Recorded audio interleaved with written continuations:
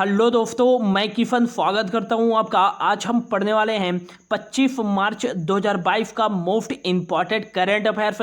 तो लास्ट तक बने रहिएगा।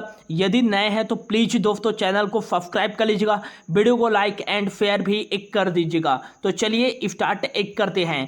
पहला क्वेश्चन है, हाल ही में विश्व क्षय रोग दिवस कब मनाया गया है? तो इसका जो राइट आंसर हो जाएगा, हाल ही में जो है विश्व क्षय रोग दिवस, वर्ल्ड ट्यूबरक्लोसिस डे, जिसे विश्व टीबी दिवस के नाम से भी जाना जाता है, यह बनाया गया है 24 मार्च को।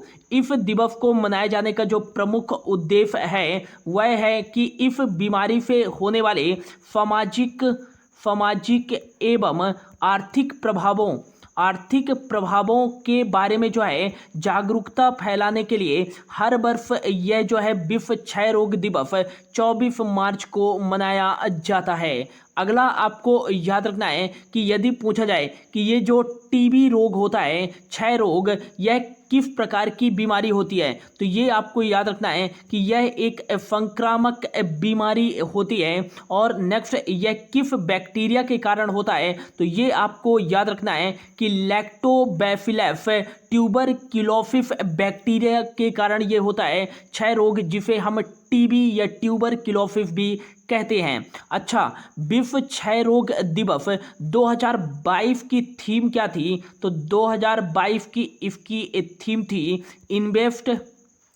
Invest to end save lives. इसकी थीम थी 2022 में विश्व क्षय रोग दिवस की। तो इतना आपको याद रखना है। अब यह जो दिवस है मार्च 2022 का इम्पॉर्टेंट डेज है। तो अब तक मार्च 2022 में जो भी इम्पॉर्टेंट डेज बनाए जा चुके हैं उनके बारे में देख लेते हैं। तो याद रखिएगा कि पहला जो आता है मार्च का, वो 1 मार्च आता है। तो 1 मार्च को कौन सा डे बनाया गया है? तो ये आपको याद रखना है कि शून्य भेदभाव दिवस, जीरो डिस्क्रिमिनेशन डे जो बनाया गया है वो 1 मार्च को मनाया गया है। और 1 मार्च को ही मनाया गया है विश्व नागरिक सुरक्षा दिवस। विश्व नागरिक सुरक्षा दिवस मोस्ट इंपॉर्टेंट है, इनको आपको याद रखना है। अगला जो आता है 1 मार्च के बाद, वो आता है 2 मार्च। 2 मार्च को कौन सा इंपॉर्टेंट डेज बनाया गया है? तो ये याद रखना है कि 46वां सिविल लेखा दिवस, 46वां सिविल लेखा दिवस ये कब मनाया गया है? तो ये मनाया गया है 2 मार्च को। अगला जो आता है वो आता है 3 मार्च। 3 मार्च को कौन सा इंपॉर्टेंट डेज बनाया गया है? तो 3 मार्च को मनाया गया है विश्व वन्यजीव दिवस। विश्व वन्यजीव दिवस ये कब मनाया गया है? तो 3 मार्च को बनाया गया है। 3 मार्च को ही बनाया गया है विश्व श्रवण दिवस। विश्व श्रवण दिवस मनाया गया है। और 3 मार्च को ही एक और इम्पॉर्टेंट डेज बनाया गया है विश्व जन्मदिवस दिवस। जन्मदिवस दिवस। तो ये तीनों इंपॉर्टेंट डेज जो बनाए गए हैं ये 3 मार्च को मनाए गए हैं। और अगला याद रखना है 4 मार्च। 4 मार्च को कौन सा इंपॉर्टेंट डेज बनाया गया है? तो 4 मार्च को मनाया गया है विश्व मोटापा दिवस।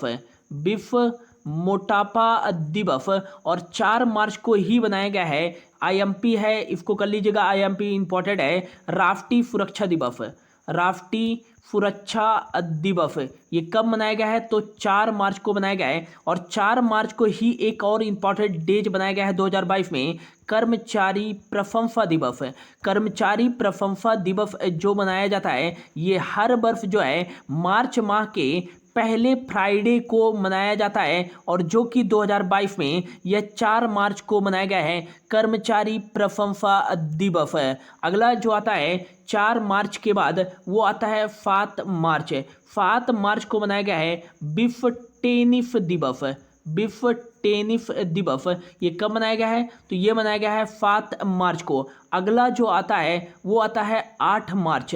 8 मार्च को मोस्ट इम्पॉर्टेंट डेज ये आपको स्पेशली याद रखना है कि अंतर्राष्ट्रीय महिला दिवस कब मनाया जाता है? तो ये मनाया जाता है अंतर्राष्ट्रीय महिला दिवस, इंटरनेशनल वुमेन्स डे, 8 मार्च को मनाया जाता है। और 2022 में इसकी थीम क्या थी? तो ये आपको याद रखना है कि 2022 में इसकी थीम थी gender equality. Gender equality today for sustainable tomorrow इसकी थीम थी 2022 में अंतर्राष्ट्रीय महिला दिवस की। अगला जो आता है 8 मार्च के बाद वो आता है 9 मार्च।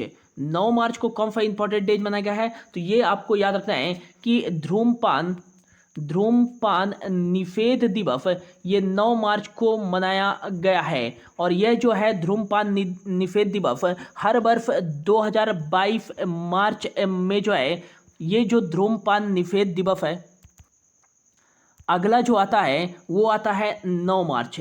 9 मार्च को कौन सा इंपॉर्टेंट डेज बनाया गया है, तो ये आपको याद रखना है कि धूम्रपान निषेध दिवस ये कब मनाया गया है 2022 में, तो ये आपको याद रखना है कि 9 मार्च को मनाया गया है 2022 में। धूम्रपान निषेध दिवस हर वर्ष जो है मार्च माह के दूसरे वेडनेसडे मतलब दूसरे बुधवार को मनाया जाता है।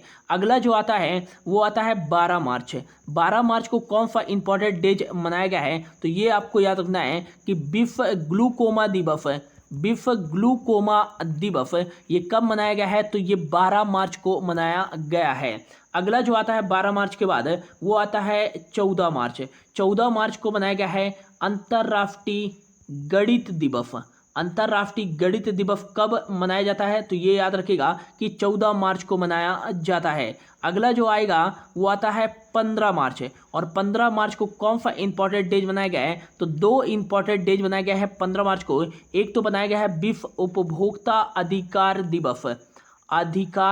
दिवस, तो विश्व उपभोक्ता अधिकार दिवस 15 मार्च को बनाया गया है। और 15 मार्च को ही एक और इंपॉर्टेंट डेज बनाया गया है विश्व संपर्क दिवस। यदि पूछा जाए राष्ट्रीय उपभोक्ता अधिकार दिवस कब मनाया जाता है, तो ये मनाया जाता है 24 दिसंबर को, ये आपको याद रखना है। अगला जो है 16 मार्च को कौन सा इंपॉर्टेंट डेज बनाया गया है, तो राष्ट्रीय टीकाकरण दिवस ये कब मनाया गया है, तो ये मनाया गया है 16 मार्च को। और इसकी थीम क्या थी, तो ये आपको याद रखना है कि वैक्सीन वर्क फॉर ऑल इसकी थीम थी 2022 में। अगला जो आता है वो आता है 16 मार्च के बाद 18 मार्च को बनाया गया है वर्ल्ड रिसाइक्लिंग डे विश्व पुनर्चक्रण दिवस ये 18 मार्च को मनाया गया है। और 18 मार्च को ही मनाया गया है विश्व नींद दिवस। तो वर्ल्ड स्लीपी डे जो बनाया गया है ये बनाया गया है कब, 18 मार्च को, तो ये आपको याद रखना है। और 18 मार्च के बाद आता है 20 मार्च। और 20 मार्च को कौन सा इंपॉर्टेंट डेज बनाया गया है, तो ये आपको याद रखना है अंतर्राष्ट्रीय खुशी दिवस, इंटरनेशनल हैप्पीनेस डे जो बनाया गया है ये कब बनाया गया है, 20 मार्च को। और इसकी थीम क्या थी, तो कीप कॉम्प हो जाएगा stay wise and be kind. 2022 में इसकी थीम हो जाएगी अंतर्राष्ट्रीय खुशी दिवस की। 20 मार्च को ही मनाया गया है मौखिक स्वास्थ्य दिवस, या कह सकते हैं विश्व मौखिक स्वास्थ्य दिवस। ये कब मनाया गया है, तो 20 मार्च को मनाया गया है।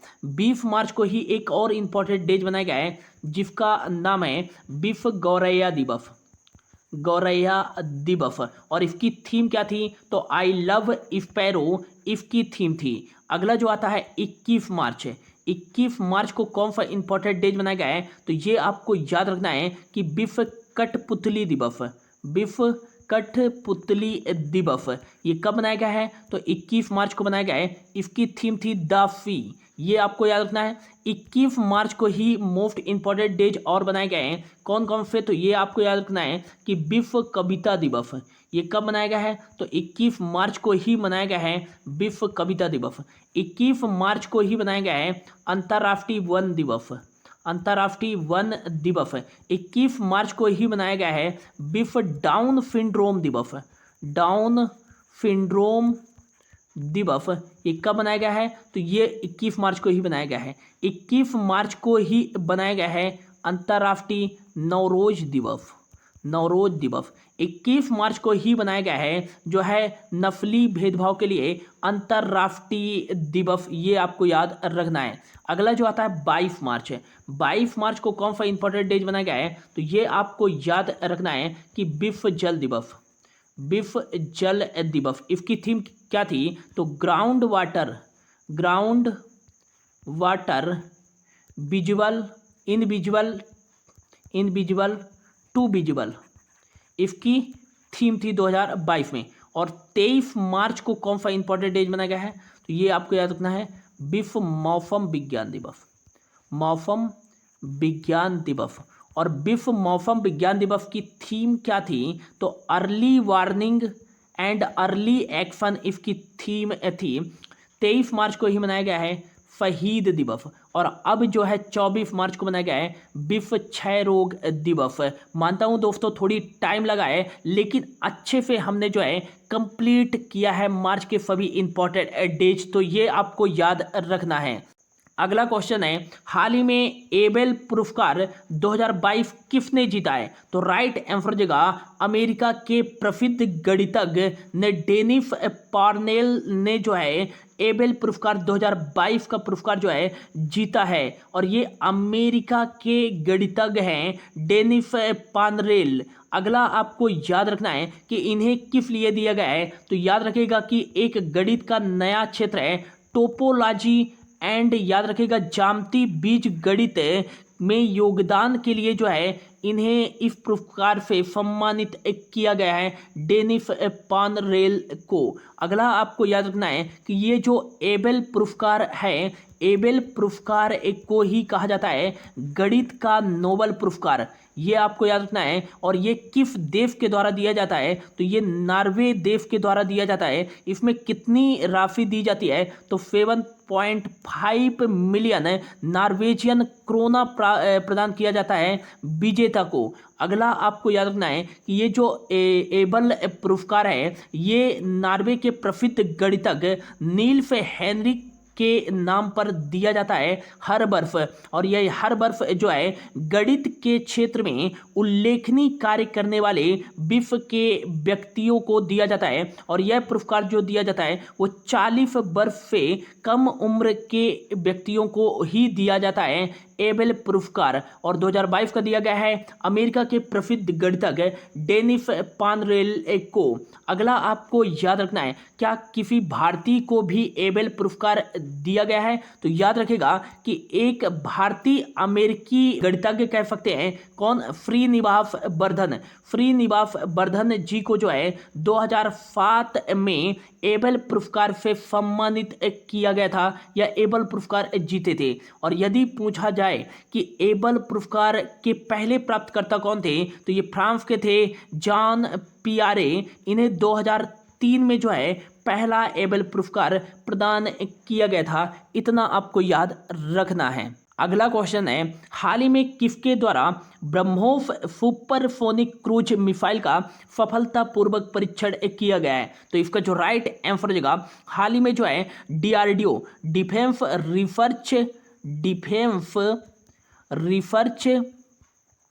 रिसर्च एंड डेवलपमेंट ऑर्गेनाइजेशन के द्वारा जो है ब्रह्मोस सुपरसोनिक क्रूज मिसाइल का सफलतापूर्वक परीक्षण अंडमान एंड निकोबार द्वीप समूह से किया गया है, ये आपको याद रखना है। और ये जो ब्रह्मोस सुपरसोनिक क्रूज मिसाइल है ये दुनिया की सबसे तेज सुपरसोनिक क्रूज मिसाइल है। और इसका जो नाम रखा गया है वो दो नदियों के नाम पर रखा गया है, या कह सकते हैं दो देशों की नदियों के नाम पर रखा गया है। और कौन कौन से देश के, तो एक भारत की है ब्रह्मपुत्र और रूस की है मास्कोबा। इन दोनों नदियों के नाम पर ब्रह्मोस नाम रखा गया है। और ये दुनिया की सबसे तेज सुपरसोनिक क्रूज मिसाइल है।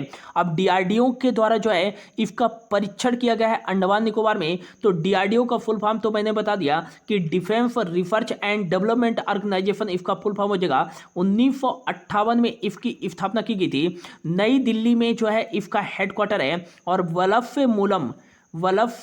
मूलम विज्ञानम इसका जो है आदर्श वाक्य है। अगला आपको याद रखना है कि इसके जो है अध्यक्ष कौन है, तो ये आपको याद रखना है कि जी फतीफ रेड्डी जो हैं इसके अध्यक्ष हैं। और यह किस मंत्रालय के अंतर्गत कार्य करता है, तो मिनिस्ट्री ऑफ डिफेंस के अंतर्गत जो है यह कार्य करता है। और मिनिस्टर जो है डिफेंस मिनिस्टर कौन है, तो ये है राजनाथ सिंह। ये भी आपको याद रखना है। अगला क्वेश्चन है, हाल ही में किस राज्य की केवलादेव राष्ट्रीय उद्यान में अफ्रीका की बोमा तकनीकी का प्रयोग किया गया है, तो इसका जो राइट आंसर जगह हाल ही में जो है राजस्थान के केवलादेव राष्ट्रीय उद्यान में जो भी चीता हैं और हिरणों को जो है मुकुंदरा हिल्स टाइगर रिजर्व में स्थानांतरित करने के लिए अफ्रीका की बोमा तकनीकी का प्रयोग किया गया है।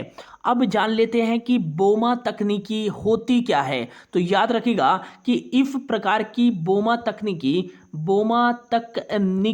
ये अफ्रीका महाद्वीप की जो है एक तकनीकी है। और याद रखिएगा कि इस प्रकार की तकनीकी का प्रयोग जो है जानवरों को एक स्थान से दूसरे स्थान तक जो है स्थानांतरित करने के लिए किया जाता है। तो याद रखिएगा इसमें जो है एक कॉरिडोर बनाया जाता है। और ये कॉरिडोर किस तरीके से बनाया जाता है, तो याद रखिएगा कि यह कॉरिडोर जो होता है 40 मीटर जो होता है यह ऊपर की ओर मतलब सामने जो होता है चौड़ा होता है। फिर यह धीरे धीरे जैसे जैसे अंदर जाता जाएगा ये फकला हो करके मात्र 1.5 मीटर चौड़ा रह जाता है। अब इससे क्या होगा, तो मान लो कि यह क्या है, जंगल है। और इस जंगल में क्या है कि ये जो है मान लो कि यहाँ पास जो है राजस्थान है और ये है मध्य प्रदेश।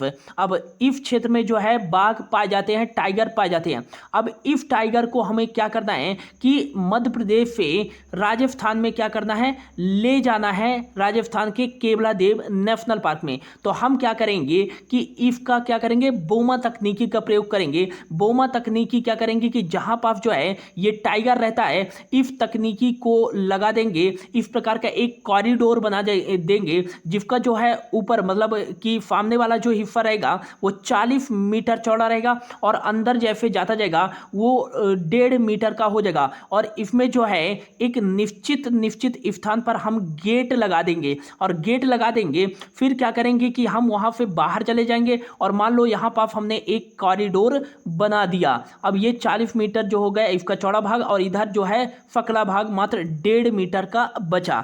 अब हमने जो है ये कॉरिडोर बना दिया।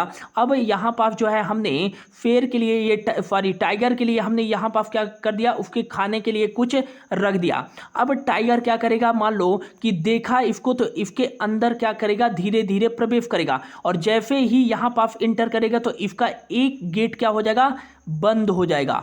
फिर जैसे और यहाँ पास भी हमने खाना रख दिया इसके लिए, यहाँ पास भी। अब जैसे भी अब यहाँ का खाना खा चुका तो थोड़ी देर बाद क्या होगा कि इस खाना को खाने के बाद यहाँ जाएगा। तो जैसे ही यहाँ जाएगा तो यहाँ पास जो गेट लगा रहेगा ये बंद हो जाएगा। जैसे यहाँ जाएगा तो फिर यहाँ पास का गेट बंद हो जाएगा। और एक निश्चित समय के बाद जो शेर है ये यहाँ पास स्थान पर आ जाएगा 1.5 जो है मीटर चौड़े वाले स्थान के पास। और यहाँ से जो है यहाँ का भी गेट बंद कर दिया जाएगा और यहाँ से जो है टाइगर निकल नहीं पाएगा। और ठीक इसी प्रकार का जो है इसको वाहन में रख करके जहाँ हमको जो है स्थानांतरित करना पड़ेगा, जहाँ इस टाइगर को छोड़ना पड़ेगा वहाँ ले जा करके फिर से इस तकनीकी को नीचे रखेंगे और गेट खोल देंगे और उस स्थान पर जो है टाइगर निकल जाएगा। तो ये होती है बोमा तकनीकी जिसका प्रयोग हाल ही में जो है केवलादेव राष्ट्रीय उद्यान से जो है चीता और हिरण को स्थानांतरित करने के लिए किया गया है।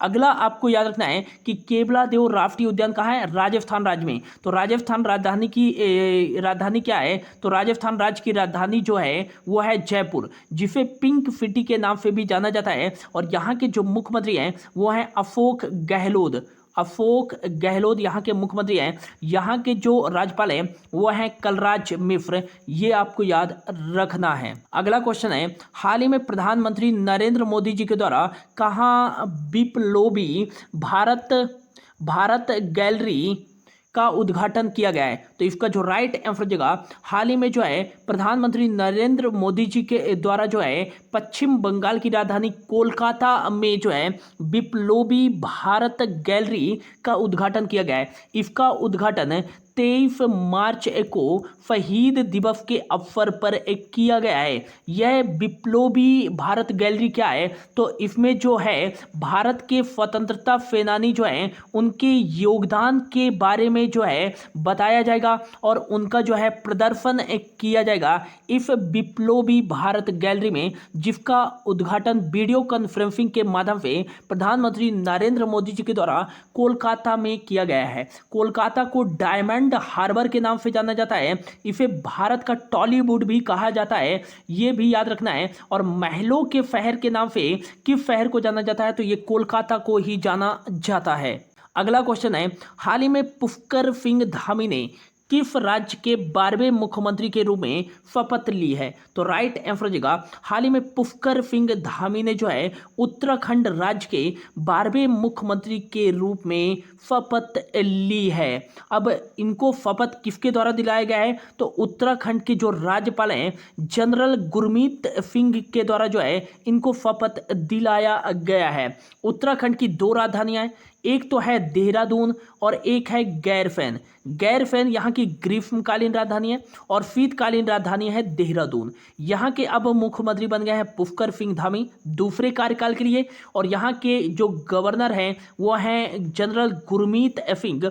जिम कॉर्बेट नेशनल पार्क ये कहाँ स्थित है? तो ये स्थित है उत्तराखंड राज्य में ही जिम कॉर्बेट नेशनल पार्क है, और ये भारत का पहला नेशनल पार्क है। जब इसकी स्थापना की गई थी 1936 में, तब इसे हैली नेशनल पार्क के रूप में जाना जाता था। और भारत के किस नेशनल पार्क में पहली बार जो है टाइगर प्रोजेक्ट लाया गया था? तो ये जिम कॉर्बेट नेशनल पार्क में ही 1973 में पहली बार टाइगर प्रोजेक्ट लाया गया था। और भारत में टाइगर प्रोजेक्ट के जन्मदाता कौन है? तो कैलाश सांखिला हैं। इन्हें जो है tiger man of the India भी कहा जाता है। Nanda Devi national park, Gangotri national park, फूलों की घाटी नेशनल पार्क, गोविंद पशु विहार नेशनल पार्क, ये सभी नेशनल पार्क कहाँ स्थित है? तो उत्तराखंड राज्य में ही स्थित है। फूलदेई फेस्टिवल कहाँ बनाया जाता है? तो उत्तराखंड राज्य में बनाया जाता है। हरेला फेस्टिवल कहाँ बनाया जाता है? तो उत्तराखंड राज्य में ही बनाया जाता है। अगला क्वेश्चन है, हाल ही में भारतीय सेना और किस राज्य की पुलिस के बीच संयुक्त सुरक्षा अभ्यास सुरक्षा कवच 2 आयोजित किया गया है? तो इसका जो राइट आंसर जगह हाल ही में भारतीय सेना और जो है महाराष्ट्र की पुलिस के बीच जो है पुणे में जो है सुरक्षा कवच 2 नामक जो है अभ्यास आयोजित किया गया है। और इसका जो मुख्य उद्देश्य है पुणे में जो है आतंकवाद से लड़ने के लिए जो है यह सुरक्षा कवच 2 आयोजित किया गया है भारतीय सेना और जो है महाराष्ट्र की पुलिस के बीच में। महाराष्ट्र की 2 राजधानियां हैं। नागपुर जो है यहाँ की जो है विंटर कैपिटल है, मुंबई यहाँ की समर कैपिटल है। यहाँ के मुख्यमंत्री हैं उद्धव ठाकरे और भगत सिंह कोश्यारी जो है यहाँ के राज्यपाल हैं। नेक्स्ट आपको याद रखना है कि Sanjay national park, Chandoli national park, Gugamal Navegaon national park और Tadoba national park, Pench national park, ये जो सभी नेशनल पार्क हैं ये कहाँ स्थित है? महाराष्ट्र में ही स्थित हैं। अगला क्वेश्चन है, हाल ही में किस देश की पहली महिला विदेश मंत्री मेडेलिन अल्ब्राइट का निधन हो गया है? तो राइट आंसर जगह हाल ही में अमेरिका के जो है पहली महिला विदेश मंत्री मेडेलिन अल्ब्राइट का निधन हो गया है कैंसर रोग के कारण, ये भी आपको याद रखना है। और इन्हें बराक ओबामा जी के कार्यकाल में जो है स्वतंत्रता के राष्ट्रपति पदक से सम्मानित किया गया था इनको, मेडेलिन अल्ब्राइट को, जिनका हाल ही में निधन हो गया है। और ये जो है अमेरिका की पहली विदेश मंत्री थी। अमेरिका के जो प्रेसिडेंट है वो है जॉय बाइडेन और यहाँ के जो है वाइस प्रेसिडेंट कमला हैरिस हैं। अगला आपको याद रखना है, भारत और अमेरिका के बीच में वज्र प्रहार एक्सरसाइज, टाइगर ट्रंप एक्सरसाइज, युद्ध अभ्यास एक्सरसाइज, ये एक्सरसाइज आयोजित की जाती है। और आज का जो हमारा लास्ट क्वेश्चन है, हाल ही में जनरल विनोद जी खंडारे को किस मंत्रालय में सलाहकार नियुक्त किया गया है। तो इसका जो राइट आंसर हो जाएगा, हाल ही में जनरल विनोद जी खंडारे को रक्षा मंत्रालय के सलाहकार के रूप में नियुक्त किया गया है। वर्तमान में जो है रक्षा मंत्रालय के सचिव कौन है, तो ये है डॉक्टर अजय कुमार, आईएएफ अधिकारी हैं। और वर्तमान में डिफेंस मिनिस्टर कौन है, तो ये राजनाथ सिंह है, जिनका जो निर्वाचन क्षेत्र है वो है लखनऊ यूपी। ये भी आपको याद रखना है। तो ये था दोस्तों आज का हमारा करंट अफेयर्स। यदि आपने मुझे इंस्टाग्राम पे फॉलो नहीं किया है तो इंस्टाग्राम पे फॉलो कर सकते हैं। किफन GF9 ये मेरी इंस्टा आईडी है।